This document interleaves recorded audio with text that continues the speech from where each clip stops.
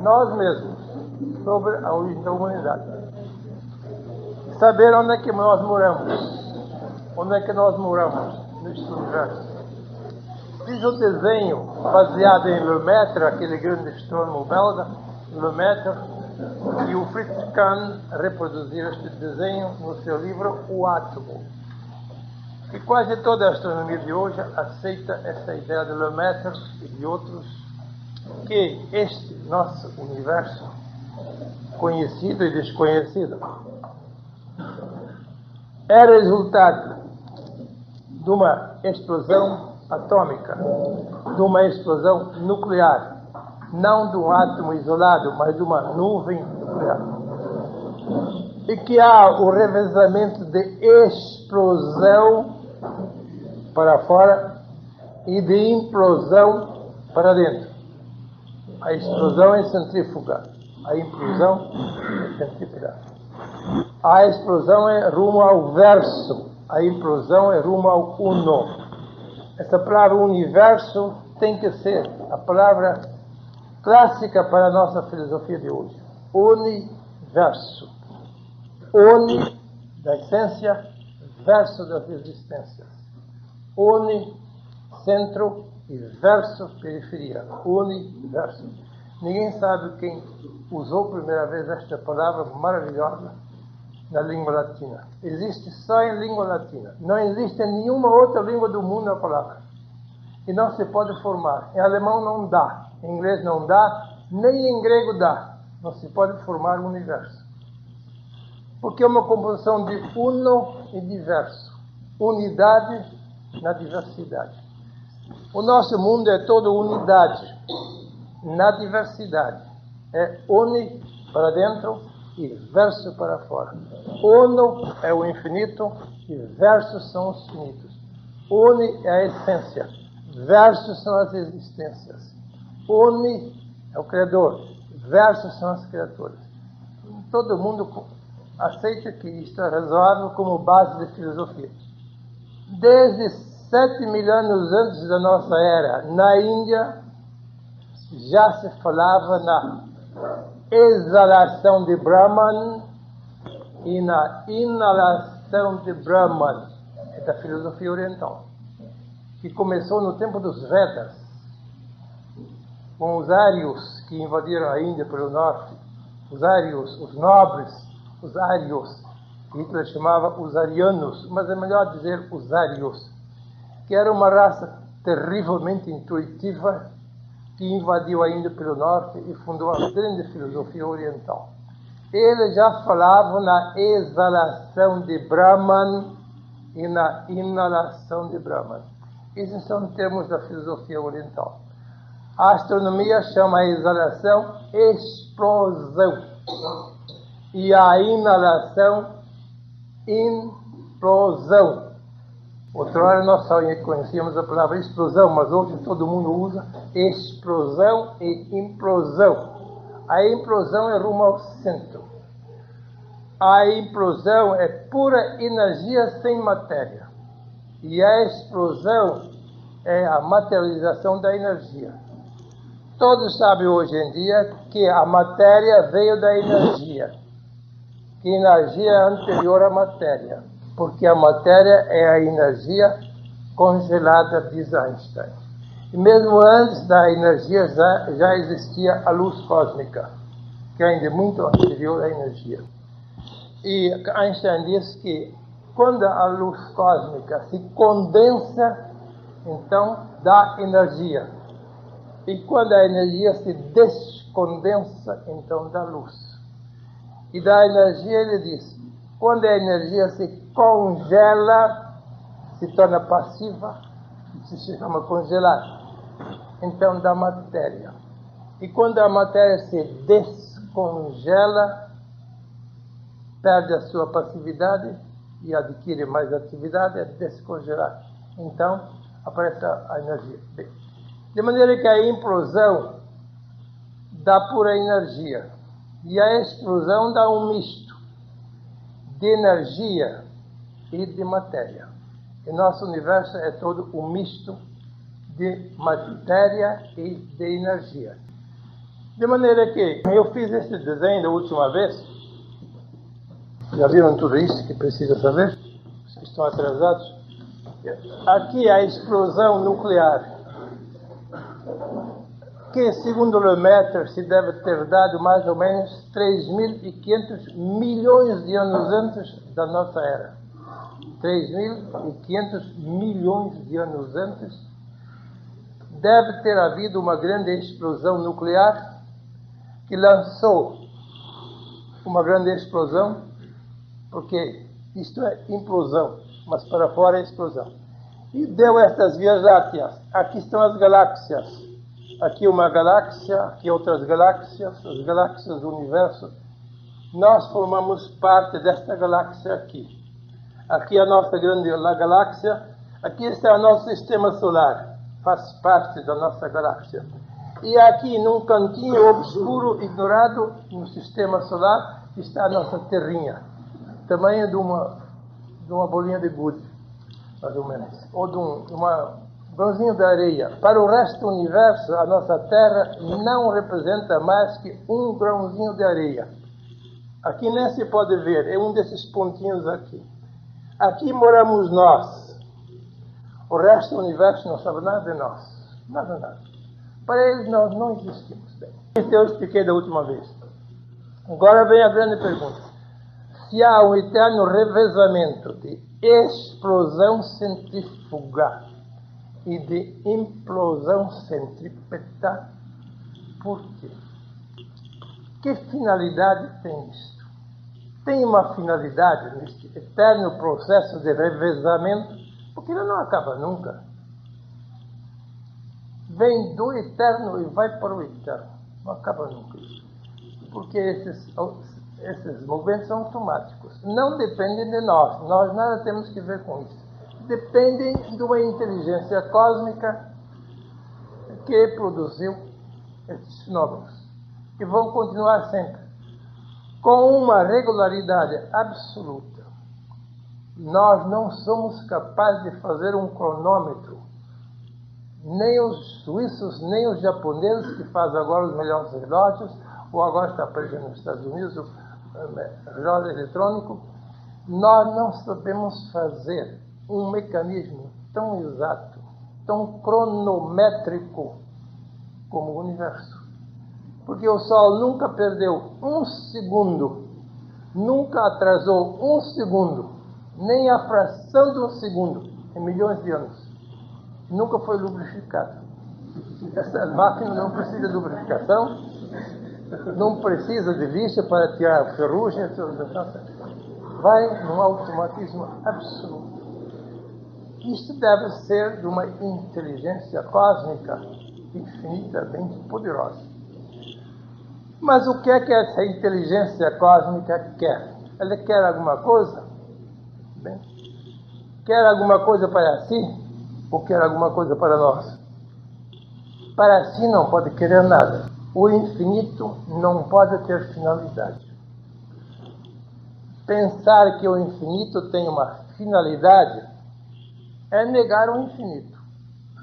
Não pode melhorar e não pode piorar, porque é imutável, infinitamente perfeito, e o que é infinitamente perfeito não pode ter desejos de melhorar. Logo, não podemos atribuir nenhuma finalidade ao autor do universo, ao Uno.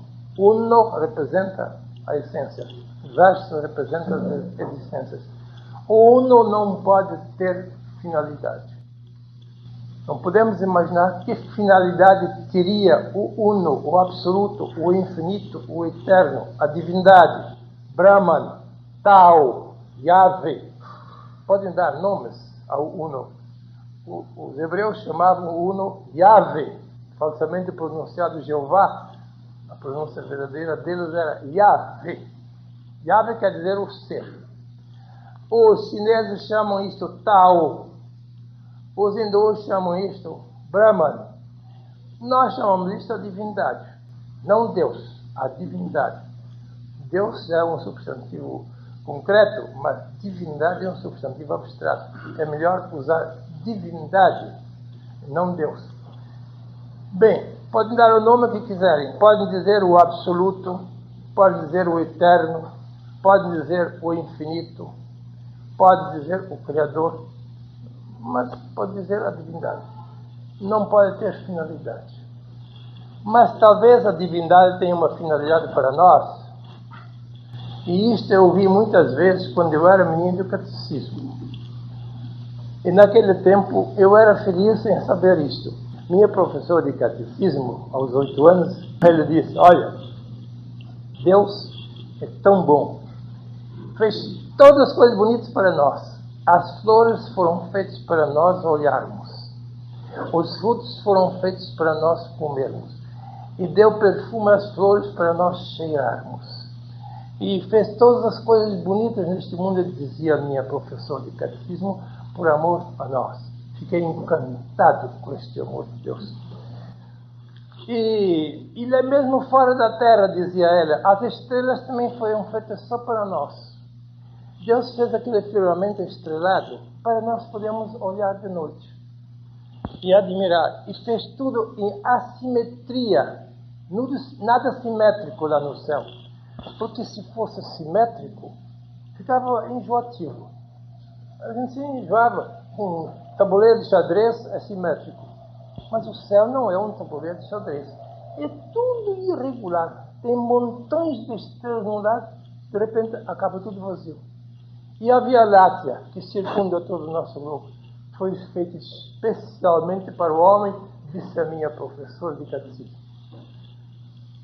Tinha 8 anos ou 10 anos, fiquei encantado com este amor de Deus para com os homens. Depois veio a minha inteligência profana e prosaica, porque a inteligência é terrivelmente profanizadora e prosaica, e disse assim: isto é muito bonito, é pena que não seja verdade. E acabou com todo o castelo bonito que a minha professora me tinha arquitetado. É pena que não seja verdade. E eu perguntei à inteligência, por que não é verdade? Bem, disse a inteligência, nós somos de ontem, mas o universo já é de bilhões e bilhões de anos, quando nós não estávamos aqui. Então, para quê? Antes de nós já existia tudo isso. E depois, se nós formos embora algum dia aqui, que a humanidade perecer, que nós nos estamos suicidando aos poucos agora, um suicídio quase coletivo da humanidade, não só as cidades que estão matando a gente com poluição, mas também todo o resto, com poluição mental e poluição espiritual. A humanidade está suicidando com poluição mental e poluição espiritual, não só com poluição física, não. Bem, se nós desaparecermos um dia e não houver mais nenhum ser humano aqui na Terra, as estrelas continuam, a Lua continua, o Sol continua, as galáxias continuam do mesmo modo, como se nada tivesse acontecido. Logo, não pode ser que isso seja feito para nós, porque já existiu milhões de anos antes de nós e vai existir milhões e bilhões de anos depois de nós. Logo, não se pode dizer que nós sejamos uma finalidade para o Criador. Ele mesmo não pode ser uma finalidade para si. Nós não podemos ser uma finalidade para a beleza da natureza. Nós somos um parênteses na criação. Nós somos os únicos seres criadores aqui, que temos um certo livre-arbítrio, uma certa criatividade, isso é um privilégio nosso. Mas que nós sejamos a finalidade do universo não é admissível. Tanto assim, aqui estamos nós, neste pontinho microscópico que se chama Terra. O resto do universo não sabe nada de nós. Então aquilo foi criado tudo para nós? Não. Isso é muita poesia, mas pouca filosofia. E agora, estamos diante de um enigma. Por que este eterno processo de implosão e de explosão? A filosofia oriental diz que Brahman faz lila com Maya. O que é Maya? Maya é a natureza. Maya é a natureza, com Y. Lila quer dizer bailado. Lila, em sânscrito. Brahman faz lila com Maya. A divindade faz um bailado com a natureza. Nós, traduzindo para a nossa língua, seria isto. Brahman faz lila com Maya. Deus faz um bailado com a natureza. Logo, bailado não é uma finalidade, é uma brincadeira. Se alguém brinca de bailado, é uma criança. É uma criança que brinca. Mas brincar tem uma finalidade? Não. A criança não brinca por causa de alguma coisa, ela brinca por amor ao brincar. Não é? Quer dizer, pela filosofia oriental, Brahman fez todo o universo como um bailado. Por brincadeira. Não é coisa muito séria, não. Ele se manifesta no universo. O lila, que é a palavra sânscrita para bailado, é uma manifestação do infinito. Todos os finitos são brincadeiras do infinito. E o grande rei Salomão, que foi rei de Israel 1000 anos antes de Cristo, lá em Jerusalém, Salomão, que era um grande sábio, nós temos 5 livros dele no Antigo Testamento, 5 livros de Salomão, livro dos Provérbios, livro da Sabedoria, livro do Cântico dos Cânticos e outros. São 5 livros de Salomão que entraram na Bíblia e são livros de imensa sabedoria. No livro da Sabedoria diz o rei Salomão, o grande sábio, a sabedoria de Deus brinca todos os dias sobre toda a redondeza da terra. Coisa estranha de Salomão, o livro da Sapiência. A sabedoria de Deus brinca, chama isto brincar, brinca todos os dias sobre toda a redondeza da terra. Não é a mesma coisa daquela sua filosofia oriental? Brahman faz bailado com a natureza. Isto diz a filosofia oriental. E Salomão diz, a sabedoria de Deus faz brinquedos sobre toda a redondeza da terra. Quer dizer, esse revezamento de explosão e de implosão não é propriamente uma finalidade. Como é que vamos chamar isto?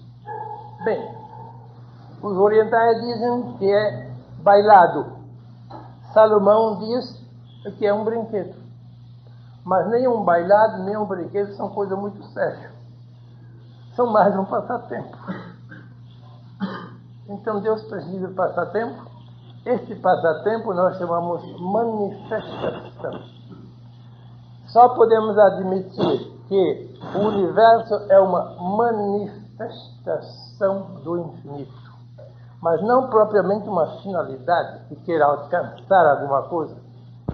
Deve ser a íntima natureza do Uno, do Absoluto, do Eterno, do Infinito, que eu chamo Uno, deve ser da íntima natureza dele manifestar-se.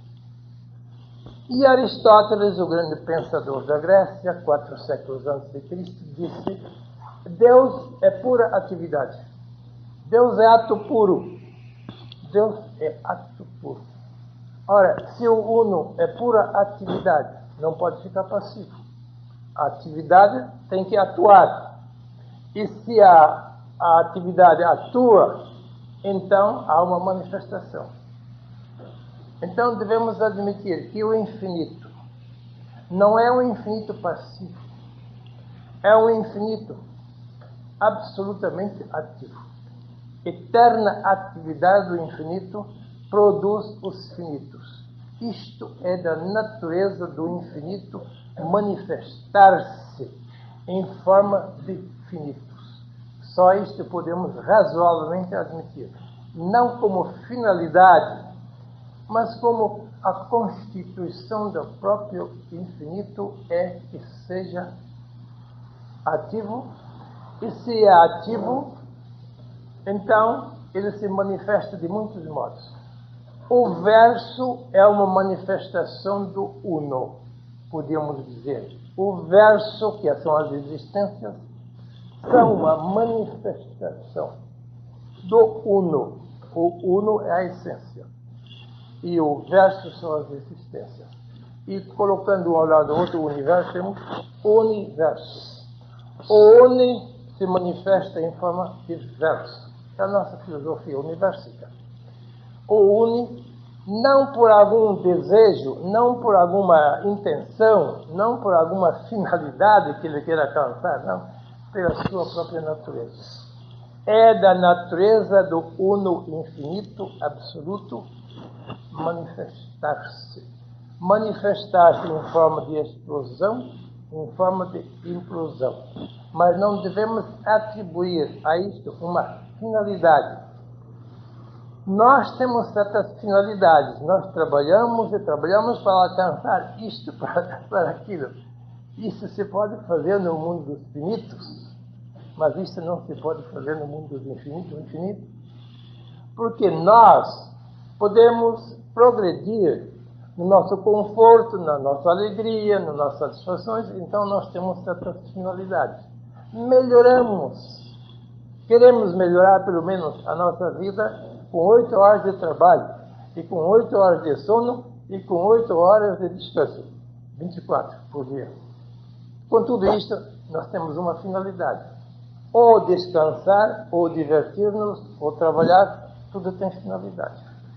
Isto se pode compreender no mundo do verso finito, que nós tenhamos finalidade, porque nós estamos em eterna evolução. Nós não estamos no termo da jornada.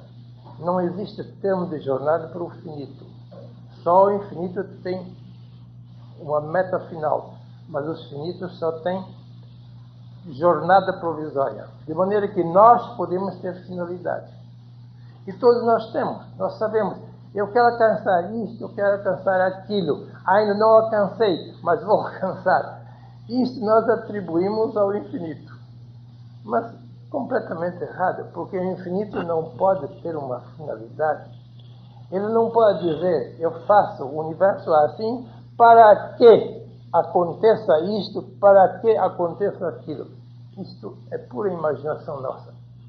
Os finitos têm finalidade, mas o infinito não pode ter finalidade. O infinito só pode ter manifestação, mas a manifestação não é propriamente uma finalidade. É da íntima natureza, da íntima constituição do infinito, que não seja passivo. Porque o infinito passivo não existe. O infinito é sempre dinâmico, nunca é estático. Um infinito parado não existe. Só existe um infinito dinâmico. Bem, de maneira que, para endireitar a nossa filosofia, vamos dizer que a sabedoria de Deus brinca todos os dias sobre toda a redondeza da terra, como disse Salomão. A Salomão, ninguém sabe como este homem podia ser um filósofo, um místico, como ele foi. Apesar de ser um administrador formidável sobre o maior reino daquele tempo, que era Israel. Naquele tempo, Israel não era o que é hoje, abrangia todo o Oriente Médio, o norte da África e tudo isto. Então, Salomão, que tinha um jardim zoológico, que tinha um jardim botânico, que tinha uma grande frota dos fenícios, sob a direção de Hiram, foi buscar madeiras de lei para construir o templo de Jerusalém, madeiras de lei, e mandou as suas frotas mercantes para buscar madeiras de lei, e construiu um templo feito só de madeira, mas tudo encaixado e pré-fabricado. Porque diz a Bíblia, Salomão disse, vamos construir um grandioso templo para Deus, mas não deve haver uma martelada durante a construção. Imagine uma construção silenciosa, porque barulho não é digno de Deus. Então vamos construir um templo em perfeito silêncio, disse Salomão. Mandou pré-fabricar tudo, fora do lugar. E quando estava tudo pré-fabricado, mandou encaixar. lá no Monte Sião, em Jerusalém. E durante o encaixamento não se ouviu nada, nenhum barulho. Fez o templo de Jerusalém em perfeito silêncio. Um homem que sabia dar coisas que um administrador desse tamanho ainda escreve filosofia. 5 livros de profunda filosofia na Bíblia. E diz: a sabedoria de Deus brinca todos os dias sobre toda a redondeza da terra. Para saber em que vizinhança nós vivemos, porque tudo isto não é uma finalidade. A natureza do infinito é que produz isto. Produz tanto o centrifugismo explosivo como o centripetismo implosivo. Tudo isto é um revezamento, mas não é uma finalidade. Somente nós podemos descobrir a nossa finalidade, porque a última finalidade de cada criatura é felicidade. O resto é provisório. Todas as criaturas só têm uma finalidade. Todas as criaturas, também extra-humanas, querem ser felizes a seu modo. Nem todos podem ser felizes do mesmo modo. A planta também é feliz. Quando tem umidade da terra e luz solar, ela é feliz. O animal também é feliz a seu modo. Quando tem bastante para comer e para se reproduzir, então perfeitamente feliz. Muitos homens também estão no plano da planta, são felizes como a planta. Outros são felizes como o animal. Mas um homem mais avançado ainda não é feliz quando ele tem umidade da terra e luz solar, quando ele tem bastante para comer e para beber, e quando ele se pode reproduzir, ainda não é feliz. Porque a nossa categoria exige uma felicidade além disto. Nós sempre estamos procurando ser felizes além das coisas materiais. Às vezes os ricos, os ricaços, são os mais infelizes. Às vezes um pobre é menos infeliz do que um rico. Porque o rico sente mais a sua infelicidade no meio da sua abundância do que um pobre sente a sua infelicidade no meio da penúria. Então, o maior número de suicidas há sempre entre os ricos. É interessante. A estatística mostra. A estatística internacional.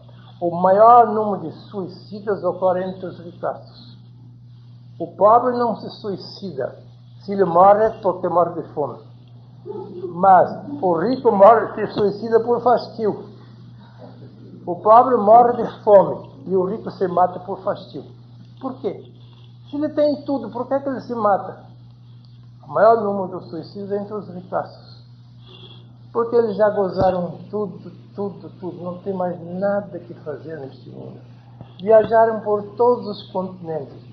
Tem um sítio, um bangalô na África, outro na Ásia, outro no Norte, outro no Sul, em toda parte. Podem viajar onde querem, tem dinheiro de sobra, apesar de são infelizes.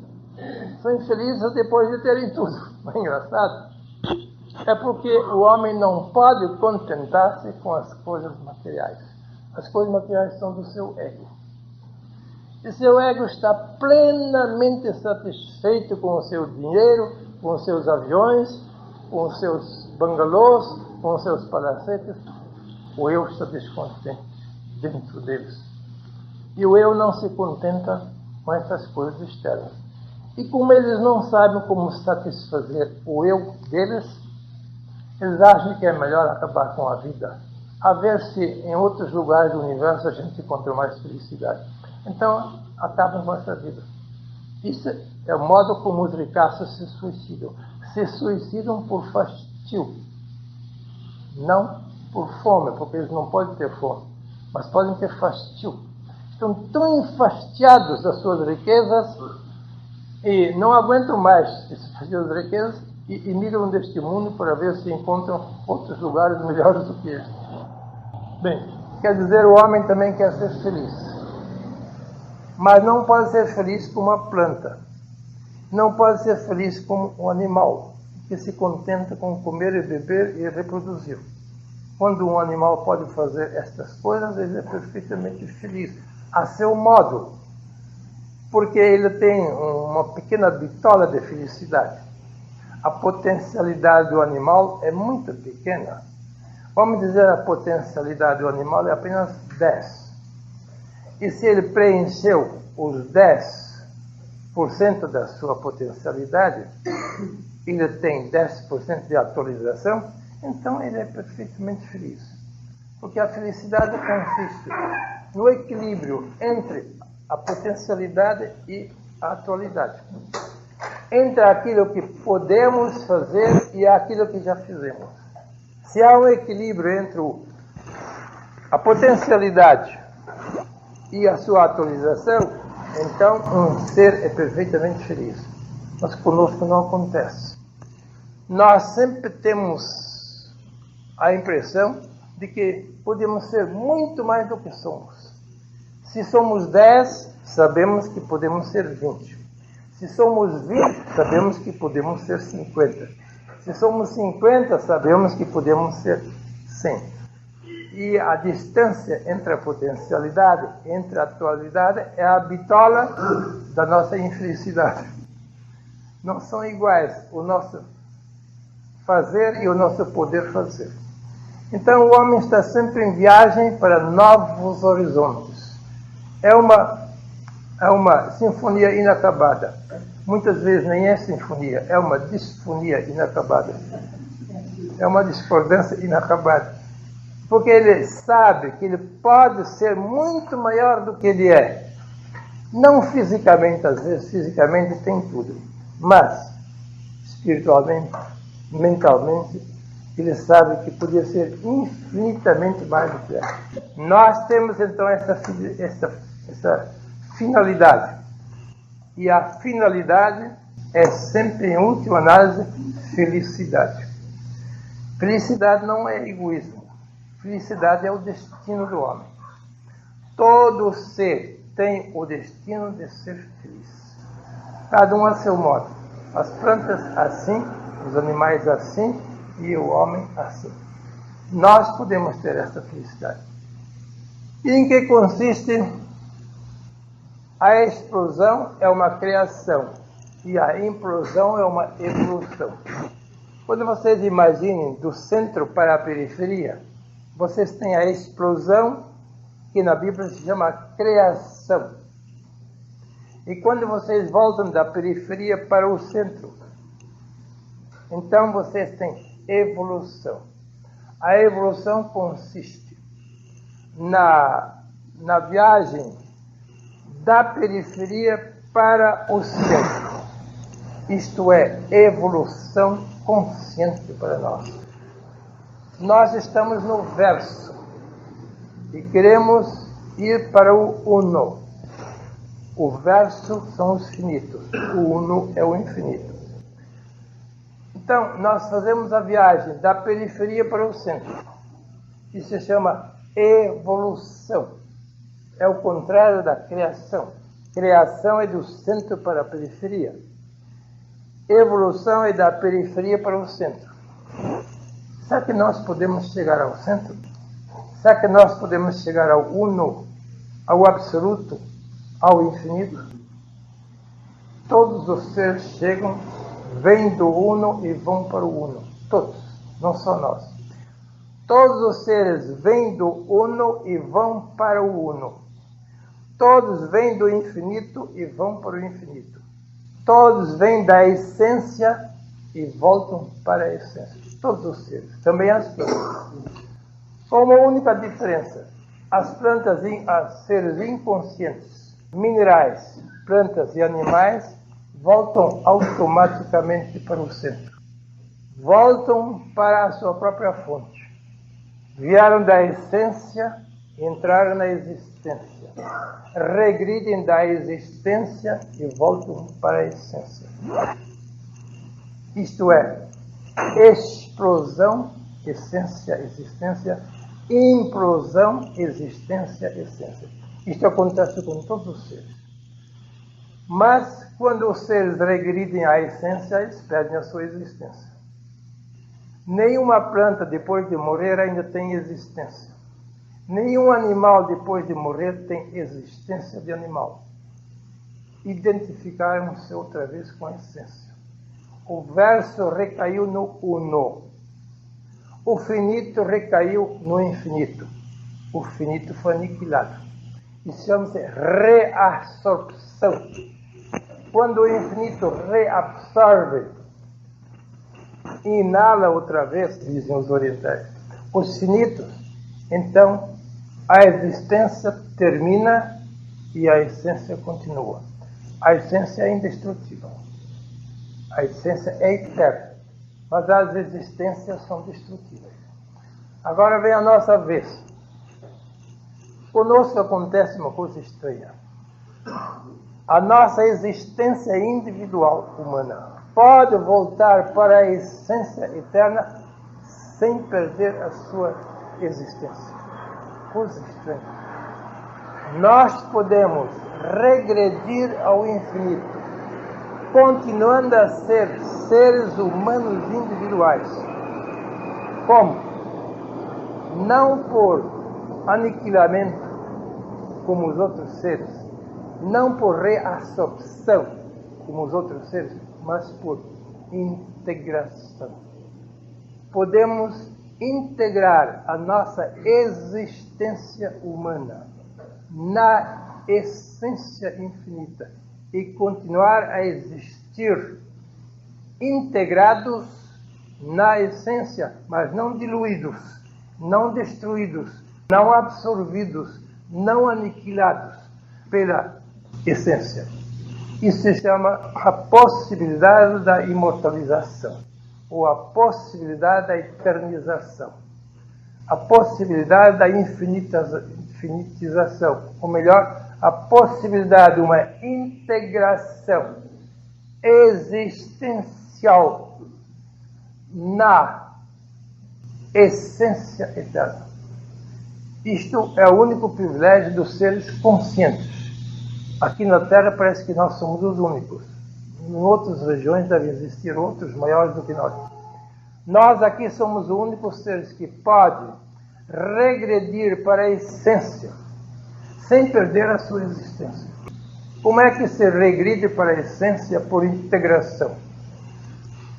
É tudo que nós, hoje em dia, nós chamamos de autorrealização. Autorrealização não é outra coisa senão o regresso do verso da existência para o uno da essência sem destruição. Por integração e não por diluição, não por aniquilamento, não por reabsorção. Como é que se faz isso? Isso é o movimento de autorrealização. Somente por autoconhecimento. Não existe nenhum outro meio. O que é autoconhecimento? Autoconhecimento é a consciência da unidade e da identidade da nossa essência humana com a essência do infinito. Se eu não tenho a consciência de que a minha essência humana é idêntica à essência do infinito, então eu não tenho autoconhecimento. Mas se eu chego a esta consciência, eu e o infinito somos um na nossa essência.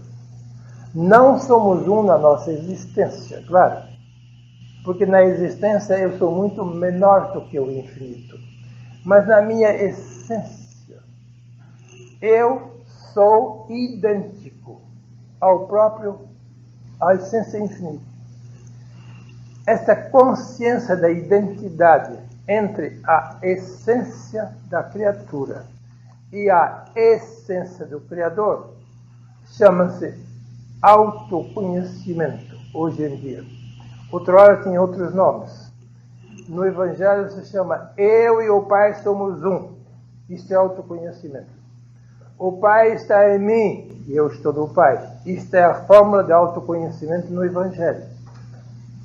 Isso está lá, há 2000 anos. Quer dizer, quando o homem chega a esta conclusão, na minha existência eu sou apenas uma criatura finita, mas na minha essência, no âmago, no cerne, no núcleo da minha existência, eu não sou apenas existência, eu sou idêntico à essência divina que está dentro da minha existência. Quer dizer, uma espécie de núcleo atômico. Podemos comparar a nossa existência com a periferia do núcleo, que se chamam os elétrons. E podemos comparar a nossa essência com o centro do núcleo, que se chama o próton. Então, o nosso eu seria o próton e os nossos egos seriam os elétrons que giram ao redor do próton no átomo. Ou outra comparação, no nosso ego nós somos os planetas que giram ao redor do Sol. E no nosso eu nós somos o próprio centro, o próprio Sol. E são comparações que eu estou fazendo. Eu uso sempre esse sinal aí. Imagine agora esta cruz é a essência. Esta cruz, imagine esta cruz é a essência. Eu inscrevo um círculo dentro da cruz. Isso é a existência. Eu escrevo um outro círculo dentro da cruz. É uma outra existência maior. Eu escrevo um terceiro círculo dentro da cruz. É uma outra criatura ainda maior. Agora, aqui há só uma essência e 3 existências. Aqui há 3 existências dentro de uma única essência. Porque a cruz permeia todos. A cruz da essência permeia todos os círculos da existência. Assim podemos mais ou menos imaginar. Isto é uma comparação geométrica. Mas para tornar claro, o que nós entendemos por a identidade da essência nas criaturas e no Criador. Aqui, a identidade do primeiro ciclo é a cruz. E a identidade do segundo ciclo é a cruz. E a identidade do terceiro ciclo é a cruz. Aqui temos 3 criaturas com uma única essência. Assim podemos imaginar mais ou menos, geometricamente. 3 criaturas finitas com uma única essência infinita. Enquanto essa criatura não chega a ter a consciência da sua identidade com a essência infinita, não se imortaliza. Mas se uma criatura chega à consciência, eu e o infinito somos um na nossa essência. O infinito está em mim e eu estou no infinito. Se uma criatura humana chega a esta consciência, ele se imortaliza. Eu sei que vocês ouviram dizer no catecismo, na escola dominical, em todas as igrejas, por toda parte, que a alma é imortal. E vocês engoliram isso até hoje, provavelmente. Mas nós sabemos que isso não é verdade. A nossa essência humana é imortalizável. A essência humana se pode chamar espírito, pode chamar alma, pode chamar o eu verdadeiro, pode chamar o Cristo interno. Tudo isso é a essência da natureza humana. A nossa essência existe. E sempre existirá e sempre existiu. Mas a nossa existência deve também imortalizar-se. E a nossa existência humana, a nossa individualidade humana, pode imortalizar-se. Ela é imortalizável. Ela é potencialmente imortal, mas não é ainda atualmente imortal. Mas muitos confundem a imortalidade potencial com a imortalidade atual. Mas os grandes mestres insistem que nós devemos imortalizar-nos, porque somos imortalizáveis.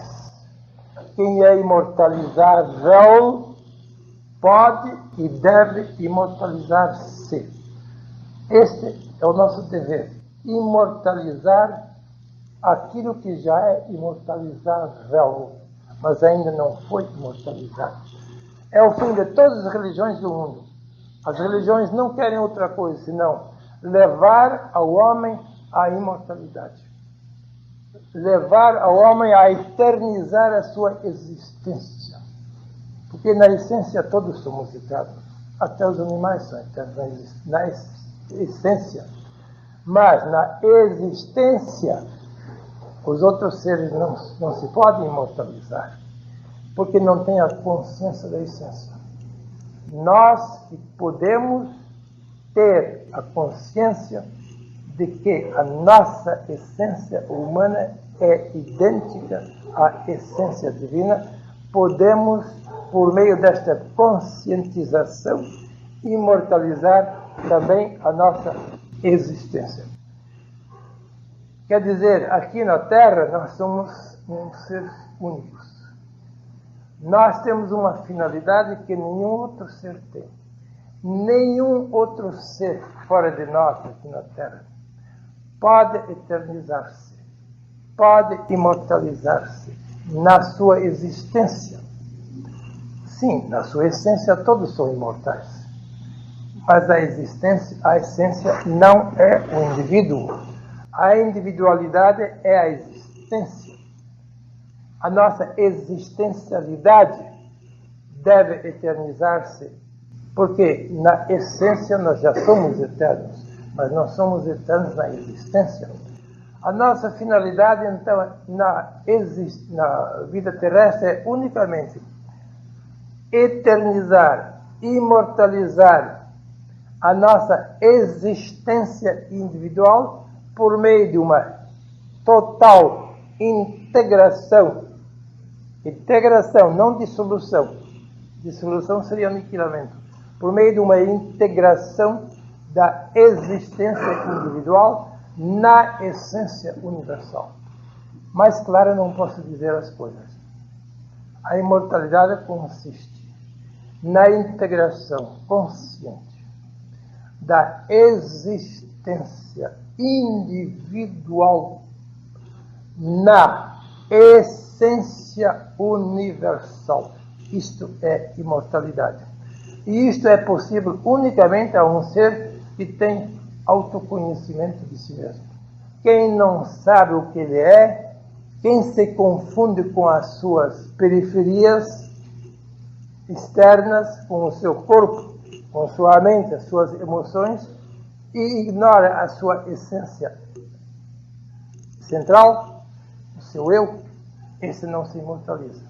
A imortalização só é possível pela conscientização da natureza humana, não das suas periferias, mas do seu centro. O nosso centro nós chamamos hoje em dia o eu.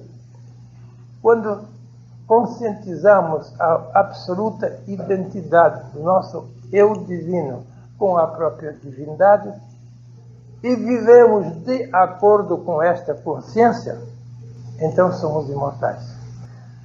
Eu insisto, viver de acordo com esta consciência, porque não basta conscientizar em teoria. Conscientizar em teoria, eu e o Pai somos um, ainda não nos imortaliza. Mas, se eu tenho a consciência de que isto é verdade, e depois eu vivo de acordo com esta consciência, quer dizer, eu identifico a minha vivência ética com a minha consciência mística. Então eu me imortalizo.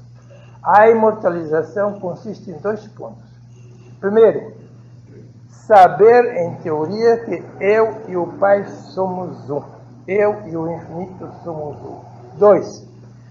E depois, agir de acordo com a consciência do ser. Portanto, as obras que eu faço, não sou eu que as faço, é o infinito em mim que faz as obras. Isso está no Evangelho outra vez, em outra forma. Quer dizer, é pura matemática. Conscientizar a identidade da nossa existência central com a essência universal e viver de acordo com essa conscientização na vida prática de cada dia. O primeiro passo se chama consciência mística. O segundo passo se chama vivência ética. Ética não é moralidade. Eu posso ter moralidade sem ter ética. O povo confunde ética com moralidade. A ética sempre é um transbordamento da mística. Mas a moralidade não é um transbordamento da mística. Eu posso ser moral, altruísta, filantrópico, sem ter nenhuma consciência da minha essência infinita. Por sentimentalismo humano eu posso fazer isso. Mas quando eu quero entrar na ética, então eu tenho que começar pela consciência mística. A ética é outra coisa do que a moralidade. A moralidade faz o bem para ser recompensado. A ética não sabe nada de recompensa. A ética é completamente ignorante de qualquer recompensa. Não sabe nada de prêmio, não sabe nada de castigo.